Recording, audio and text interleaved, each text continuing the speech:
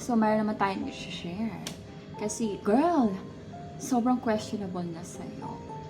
Bakit kaya siya nanlalamig sa'yo? Bakit parang wala na siyang effort sa'yo? Parang napansin mo na parang ang lamig-lamig niya na. Parang hindi na siya nag-e-effort sa'yo. Parang, alam mo yon. Alam mo kung bakit, girl? Kasi boring na siya sa'yo. Paano naman kasi lagi kang available? Parang kang walang sariling life. Parang puro attention mo na lang nasa kanya. Parang wala nang challenge. Kasi parang nakuha ka niya na eh. Parang lahat binigay mo na, naging katulong ka na, emotionally niya, lahat siya yung sinusunod mo. So, ano pa? Ano pang thrill sa'yo? Lahat binigay mo na, pati katawan mo. Tapos nung mga una, sobra lahat-lahat. Ibibinibigay sa'yo. Tapos ngayon parang nababaliktad na, hindi ka nila nire-respeto. Girl, meron na siyang iba. Hindi mo lang alam. Kasi akala mo, hindi niya magagawa sa'yo maghanap ng iba. Kasi lahat binigay mo na. Pero mali ka din, girl. Ang totoo is meron na talaga siyang iba. Siyempre, hindi niya sasabihin niya sa'yo. Parang inisip niya na napapagod na siya sa away niyo. Yung mga reasons niya na gusto niya pa mag-grow.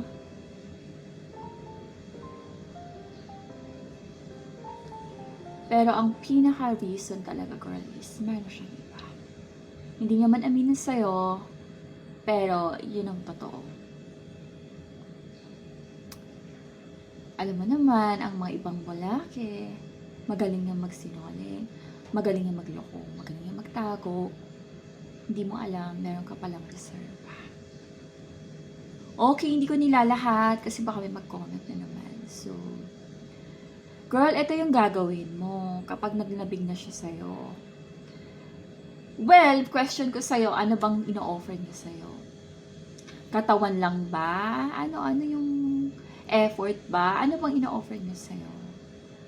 So, kung katawan lang, girl, and wala naman siyang binibigay sa'yo na kahit ano, hindi siya ang nagbabayad ng mga bills mo,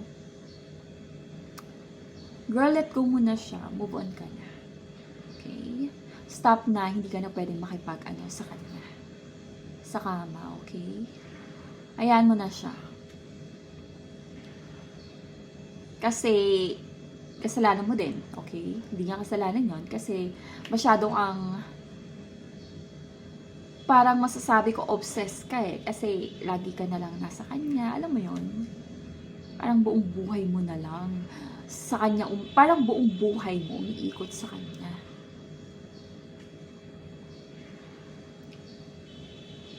Na dapat, bago ka pa niya nakilala, is dapat yun ka pa rin, hindi ka nagpapago. Kasi ang mga lalaki, pag lagi kang nakitang available ka lagi sa kanya, parang feeling, alam mo yun, parang, okay, mahal na ako nito kasi lagi itong available sa akin. Hindi yun, girl. Hindi dapat ganun. Dapat may sarili kang buhay, mahal mo yung sarili mo, alagaan mo yung sarili mo, focus ka sa sarili mo, okay? Dapat siya lagi ang nag-e-effort sa'yo. Sa lahat, gumagawa paano ka mapasaya, siya lagi, okay? So girl, kasalanan mo to. Kaya, dapat sa next relationship mo is, hindi ka masyadong tutok sa kanya. Kaya mo yun, girl. Kaya mo gawin yun. Alam ko. Magkaroon ka ng hobbies. Mag-focus ka sa work mo, kung anong business mo.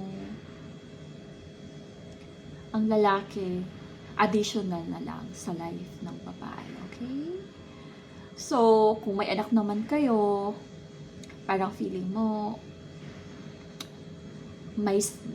there is something wrong, na sobrang lang lalamig siya. Huwag ka na Alam mo na kung meron may nangyayari sa inyo. I-cut mo na. And i-stop mo na kung anong mga ginagawa mo pa. Kung ikaw lahat ang gumagawa. Kung anong ginagawa mo sa kanya. I-stop mo na. Kung hindi siya nagpaparamdam sa'yo, huwag ka rin magparamdam. Kung hindi na siya nag-effort, huwag ka rin mag-effort. And maghanap ka na rin ng iba. Girl, yun yung pinaka-best way.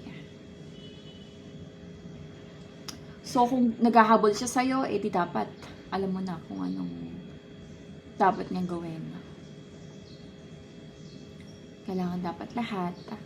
Kung ano gusto mong gawin, shopping, kailangan dapat bibigay niya sa'yo. Para mabalik yung tiwala mo.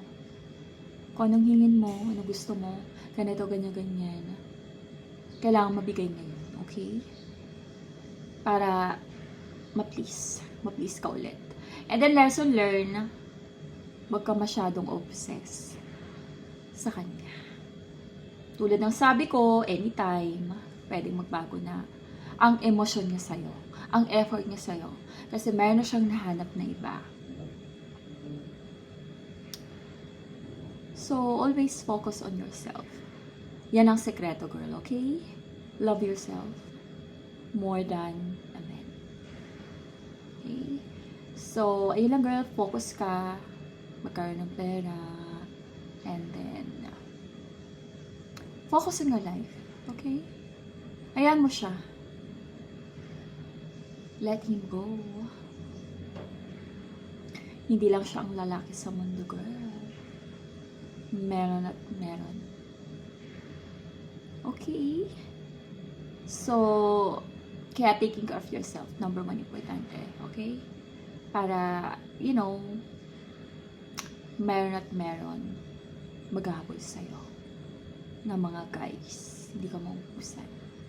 Kapag inalagaan mo yung sarili mo, mas mahal mo yung sarili mo. Okay? So, ayun lang, girls. So, thank you for watching. Marami pa akong share. Kaya, watch my previous vlog. So, thank you. Bye!